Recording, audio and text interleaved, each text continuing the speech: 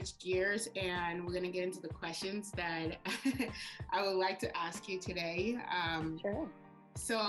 My first question is, what is positive psychology, and why is it important that we practice this theory? Yeah, so just to let you know too, with mental health, there's so many different specialties and types of therapy that can be provided. So positive psychology is one framework. There's cognitive behavioral therapy, there's EMDR, there's so many.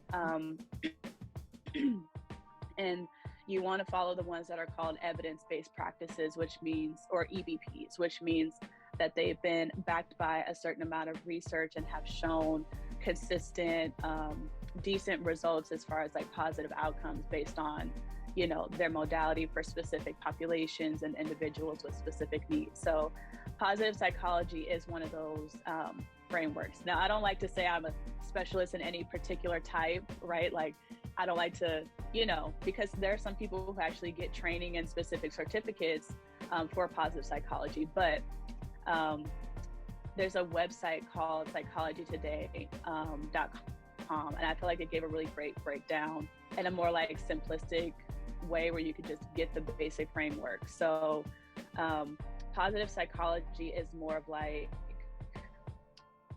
it's more a focus on highlighting strengths, like character strengths and development, and also the sense of what's going to bring you fulfillment versus just like fleeting moments of happiness, right? So getting a sense of like your identity, what brings fulfillment throughout your life, purpose, different things like that. So that's kind of the basic foundation of positive psychology.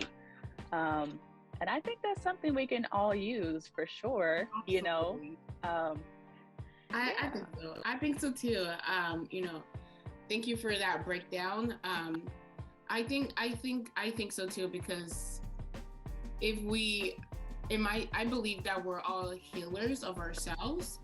I think we all possess the power, the knowledge, the medicine to heal our own individual self as we grow older and as we learn and acquire all this knowledge. And I think gratitude, when we talk about positive psychology, is a great stand place to start with. What are some questions someone should ask themselves if they are working to have a productive day, or if they want to have a productive day? What are some questions when you wake up in the morning you should be asking yourself? How can I have a productive day today? That's a great question. And I think that kind of goes like in connection with both my mental health career and also like coaching, right? Like, especially with the career focus or people in school. Really, if you think about productivity, it's related to a goal. So you need to think about, what's the goal that I want to accomplish today? Or what's the goal that I'm trying to accomplish by the end of this week? And what do I have to do each day to meet that goal? In what ways do I need to be productive to meet that goal? So, some people just like to be busy and have a bunch of things to do, and they think, oh yeah, I did this and that and that. And I'm like, so what did you really accomplish? There's a difference between just being busy and like really accomplishing something by the end of the day. And I can say that from personal experience, because that's how I used to be. I used to believe that being busy meant that I was being productive, that I was adulting the right way, but you really want to think about what's your goal, because there has to be a reason for you to have this productive day, and it could be big or small.